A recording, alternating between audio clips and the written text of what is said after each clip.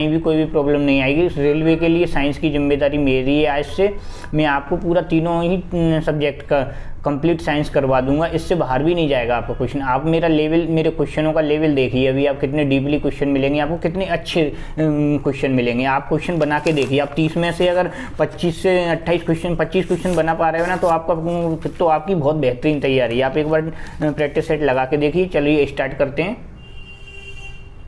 तो पहला practice set करते हैं स्टार्ट। इसका आपको आंसर आप दीजिए, आपको मैं 2 सेकंड दिया करूँगा आंसर देने के लिए। आप अपना कमेंट करके आंसर दिया करें या फिर अपने सोच लिया करो। कार्य का मात्रक क्या होता है आप बताइए, मैं बताता हूँ। कार्य का मात्रक होता है अपना जूल। तो अब इसको मैं व्याख्या में बताता हूँ आपको। कार्य का मात्रक जूल होता है, लेकिन किसी जूल होता है क्या, किसी वस्तु पर 5 न्यूटन का बल लगाकर उसे 4 मीटर विस्थापित करने पर क्या होगा, वो 20 जूल का कार्य होगा। क्यों? क्योंकि इनका मल्टीप्लाई होता है। तो 5 × 4 20 जूल हो गया। कार्य का मात्रक जूल होता है। इसे संक्षिप्त में कैसे जूल को जैसे निरूपित करते हैं, यानी कि दर्शाते हैं। तो 1 जूल बराबर क्या होता है, 1 न्यूटन मीटर। आप इसको याद रखना, बहुत डिटेल जो रहेगी बहुत इंपॉर्टेंट रहेगी आपके लिए। ठीक है गाइस। इसके बाद नेक्स्ट क्वेश्चन है, प्रकाश वर्ष किसका मात्रक है आप बताइए। मैं बताता हूँ आपको। प्रकाश वर्ष दूरी का मात्रक है।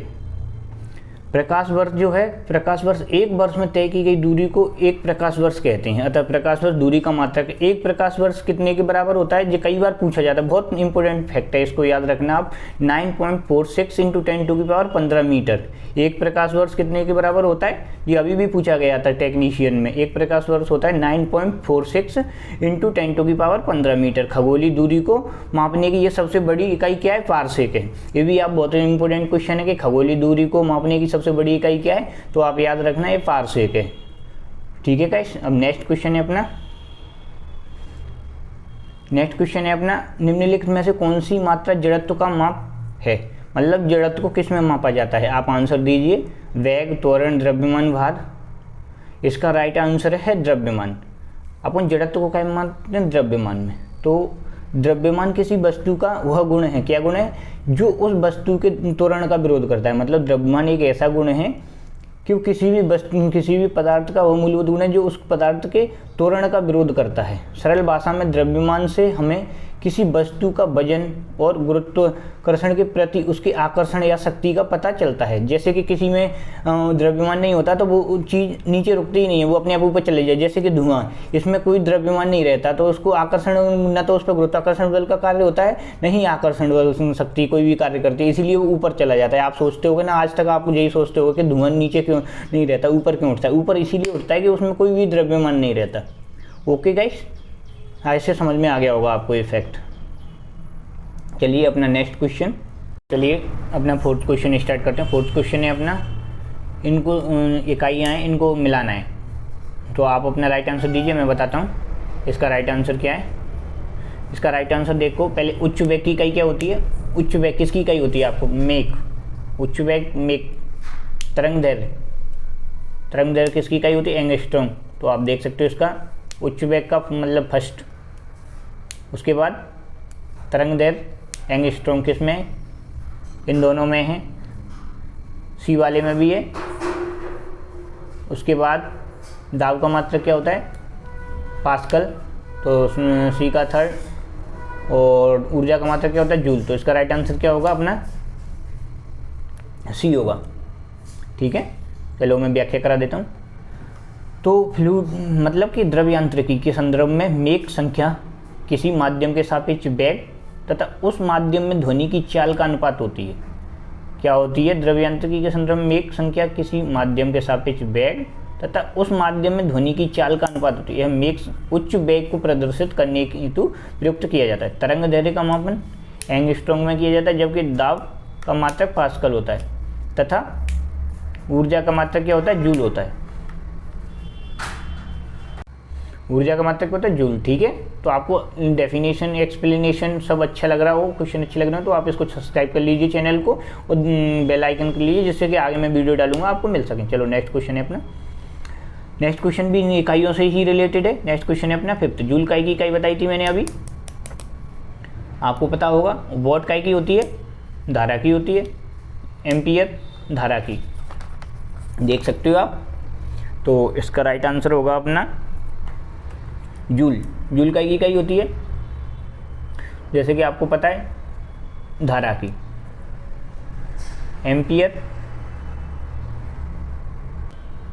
गलती से ए बताया मैंने, लेकिन ये ऊपर जैसे छुप गया था तो वो गलत रॉन्ग हो गया है, तो इसका राइट आंसर ए ही होगा। मैंने आपको बताया था जूल कार्य का मात्रक होता है, जूल किसका, कार्य एवं ऊर्जा का मात्रक होता है। एम्पियर, वॉट, वोल्ट तथा कैलोरी धारा के मात्रक होते हैं। धारा के कितने मात्रक होते हैं आप याद रखना, एम्पियर भी धारा का होता है, वोल्ट भी और वोल्ट भी एवं कैलोरी भी, ये सब धारा के मात्रक होते हैं।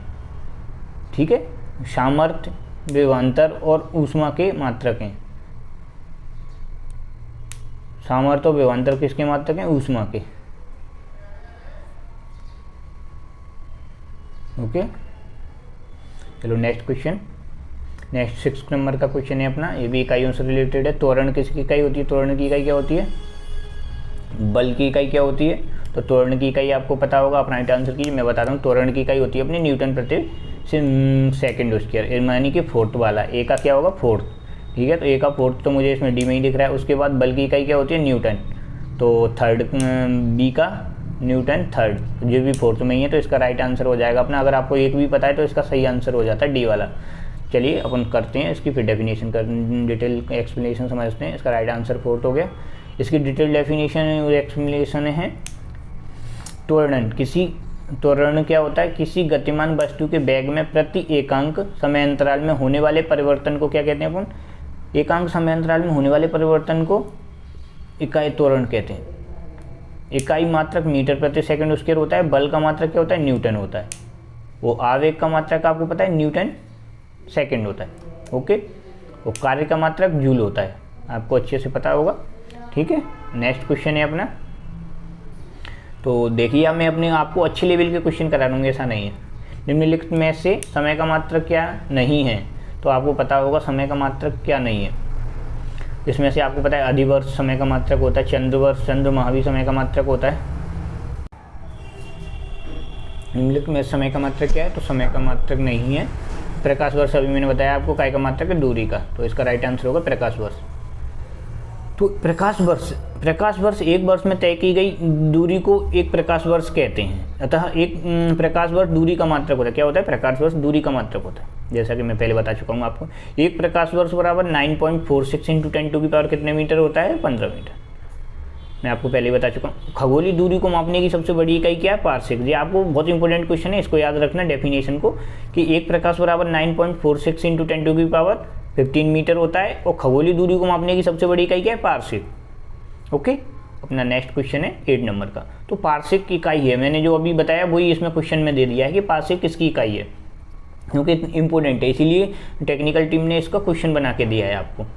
तो पार्सेक किसकी इकाई है, पार्सेक आप अभी मैंने बताया कि दूरी मापने की इकाई है। ओके, इसका राइट आंसर होगा फर्स्ट।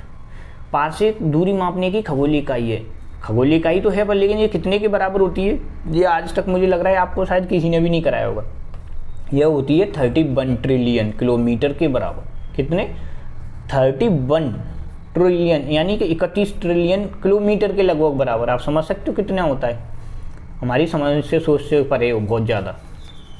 ओके, नेक्स्ट क्वेश्चन है अपना 9 नंबर। निम्नलिखित में से कौन सा युग्म सम्मिलित नहीं है, तो इसमें मतलब कौन सी इकाइयाँ जो दी गई हैं वो गलत हैं, तो आप देख सकते हो। आप राइट आंसर कीजिए, मैं बताता हूँ। डेसिबल ध्वनि मापने की इकाई, तीव्रता की इकाई होती है, राइट है। जो तो अश्वशक्ति शक्ति की इकाई होती है, राइट है। समुद्र मील नौ संचालन से में दूरी की इकाई होती है, शायद ये भी राइट है, शायद नहीं 100% राइट है। इसके बाद सेल्सियस ऊष्मा की इकाई है, सेल्सियस तो शायद क्या मतलब मुझे तो पता ही है, तो आप समझ सकते हो सेल्सियस तो तापमान मापने की इकाई होती है, तो यही अपना रोंग है, और जो रोंग है वही राइट है। क्या मतलब, जो रोंग है वही राइट है, इसमें रोंग ही पूछा है कि रोंग कौन सा है, तो ओके सेल्सियस अपना सही है। जैसा कि आप देख सकते हो कि सेल्सियस तापमान मापने का एक पैमाना होता है। सेल्सियस पैमाना का आविष्कार स्वीडन के वैज्ञानिक सेल्सियस ने किया था, इसलिए उन्हीं के नाम पर इसकी इकाई रख दी। क्या रख दी, सेल्सियस। इस स्केल पर सामान्य वायुमंडलीय दाब पर पिघलते हुए बर्फ का तापमान कितना होता है, 0 डिग्री सेल्सियस। आपसे पूछा जाए कि बर्फ का तापमान कितना होता है, 0 डिग्री सेल्सियस। तथा सामान्य वायुमंडल पर दाब पर उबलते हुए शुद्ध जल का तापमान कितना होता है, मतलब कि जल कितने पे, तो 100 डिग्री सेल्सियस पे। आप समझ सकते हो कि वो बॉयल होता है। ओके, आपसे कुछ पूछा जाए तो आप बता सकते हो कि 100 डिग्री सेल्सियस पर अपना जो पानी होता है वो बॉयल होता है। ये बहुत अच्छा क्वेश्चन है। इसके लिए इसको 100 से 0 के बराबर के डिवाइड कर दिया जाता है, जिससे कि इसको प्रयोग करने में आसानी हो जाती है। 100 से 0 के अंतराल को 100 बराबर भागों में बांटकर पराक्रम को पूरे किया जाता है। इससे पैमाने का उपयोग वैज्ञानिक प्रयोगों में किया जाता है। ठीक है, ओके। नेक्स्ट क्वेश्चन है अपना 10वां 10 नंबर का। ल्यूमेन किसका मात्रक होता है? तो ल्यूमेन आप देख सकते हो जैसे ज्योति तीव्रता है। तो आप बताइए अपना राइट आंसर, फिर मैं बताता हूँ। ज्योति तीव्रता अपनी काय की मात्रक होता है? ज्योति तीव्रता का कैंडेला होता है। ओके, और तो दो फर्स्ट हो नहीं सकता, सेकंड है नहीं, इनमें से कोई नहीं। ज्योति फ्लक्स का ही होता है, आपको पता हो तो। ल्यूमेन आपको शायद किसी ने कराया नहीं होगा। जो ल्यूमेन जो होता है ज्योति फ्लक्स का ही मात्रक होता है, आप देख सकते हो। तो ज्योति फ्लक्स क्या होता है? ज्योति फ्लक्स एक ऐसी राशि है जो कि किसी प्रकाश की कुल द्युति यानी कि कुल चमक, टोटल ब्राइटनेस उत्पन्न करने की क्षमता को व्यक्त करती है। क्या करती है? टोटल ब्राइटनेस उत्पन्न करने की क्षमता को व्यक्त करती है। ज्योति फ्लक्स को एक स्वेच्छ मात्रक ल्यूमेन में व्यक्त किया जाता है। यह ज्योति फ्लक्स का ऐसा ही मात्रक होता है। Right, okay. आपको मैंने 10 क्वेश्चन बिल्कुल डिटेल में करा दिए हैं। अब अपन चलते हैं अपने 11 क्वेश्चन पर। चलिए, तो अब थोड़ा सा जल्दी करते हैं क्योंकि मुझे लग रहा है कि वीडियो लॉन्ग हो जाएगी, ज़्यादा क्वेश्चन करवाने हैं। तो क्यूरी, नेक्स्ट क्वेश्चन है अपना 11 नंबर। क्यूरी किसकी इकाई है? तो क्यूरी आप देख सकते हो, क्यूरी किसकी इकाई है? तो इसका राइट आंसर आप दीजिए, मैं बताता हूँ। रेडियो एक्टिव धर्मिता की इकाई क्या होती है? क्यूरी किसकी? रेडियो एक्टिव धर्मिता। तो चलो इसकी डेफिनेशन एक्सप्लेनेशन समझते हैं। रेडियो सक्रियता या रेडियो एक्टिविटी या रेडियो धर्मिता एक ही चीज़ है। क्या? रेडियो सक्रियता, रेडियो एक्टिविटी और रेडियो धर्मिता, ये तीनों एक ही प्रक्रिया हैं जिसमें एक अस्थिर परमाणु यानी कि अस्थिर परमाणु अपने नाभिक यानी कि न्यूक्लियस से आयनीकरण यानी विकिरण, आयनाइजेशन रेडिएशन के रूप में ऊर्जा फेंकता है। क्या? आयनीकरण विकिरण के रूप में ऊर्जा फेंकता है। ऐसे पदार्थ जो स्वयं ही ऐसी ऊर्जा निकालते हैं जो विकिरणशील या रेडियोधर्मी कहलाते हैं। जो स्वयं ऊर्जा निकालते हैं उनको कहते हैं रेडियोधर्मी पदार्थ। यह विकिरण अल्फा कण कैसे निकालते हैं? अल्फा कणों के माध्यम से, बीटा कणों के माध्यम से और गामा किरणों के माध्यम से, और इलेक्ट्रिक के रूप में, इलेक्ट्रॉनों के रूप में भी निकालते हैं। ओके, ऐसे पदार्थ जिनकी परमाणु नाभिक स्थिति नहीं होती है और जो निश्चित मात्रा में आवेश कणों को छोड़ते हैं, रेडियोधर्मी एक्टिव कर लेते हैं। मतलब कि जो अपने अंदर से उनको निकालते हैं आयनीकरण को परमाणु नाभिक के रूप में, जैसे अल्फा बीटा गामा किरणों के रूप में, इलेक्ट्रॉनों के रूप में, उनको ही रेडियो एक्टिव पदार्थ कहते हैं। ओके, ये ज़्यादा हो रहा है डेफिनेशन, अब थोड़ा सा लेंदी हो जाता है, पर मैं आपको करा रहा हूँ। डेफिनेशन एक्सप्लेनेशन ही जरूरी है, तो आप समझिए मेरी बात को। 12 क्वेश्चन है अपना, पास्कल किसकी इकाई है? तो इसका आपको पता होगा कि पास्कल किसकी इकाई होती है। अभी मैं आपको वैसे करा चुका हूँ पहले। पास्कल अपनी दाब की इकाई है। क्या है? पास्कल दाब की इकाई है, देख सकते हो। पास्कल दाब की SI व्युत्पन्न इकाई है। इसके साथ ही स्ट्रेस, यंग मॉड्यूलस और तनाव, स्ट्रेस भी यही इकाई है। स्ट्रेस की भी क्या है? यही इकाई है। किसकी? मतलब जो पास्कल है वो स्ट्रेस की भी इकाई है, यंग्स मॉड्यूलस की भी इकाई है, तनाव स्ट्रेस की भी पास्कल ही इकाई होती है। यह लंबवत बल प्रति इकाई क्षेत्र बराबर 1 न्यूटन प्रति वर्ग मीटर या जूल प्रति घन मीटर। इसे दैनिक प्रयोग में हवाई दाब हेतु प्रयोग किया जाता है। किसके लिए? हवाई दाब के लिए प्रयोग किया जाता है। ओके, तो नेक्स्ट क्वेश्चन है अपना, मैं ज़्यादा नहीं कराऊंगा क्योंकि टाइम हो रहा है। अभी मैंने आपको बताया था उधर क्वेश्चन डेफिनेशन एक्सप्लेनेशन कर रहा था तब कि कैंडेला किसकी इकाई होती है। तो मैंने बताया था आपको कि ज्योति तीव्रता की इकाई होती है कैंडेला। तो ये यहाँ पे क्वेश्चन बना के दे दिया है। ज्योति तीव्रता का मात्रक कैंडेला होता है।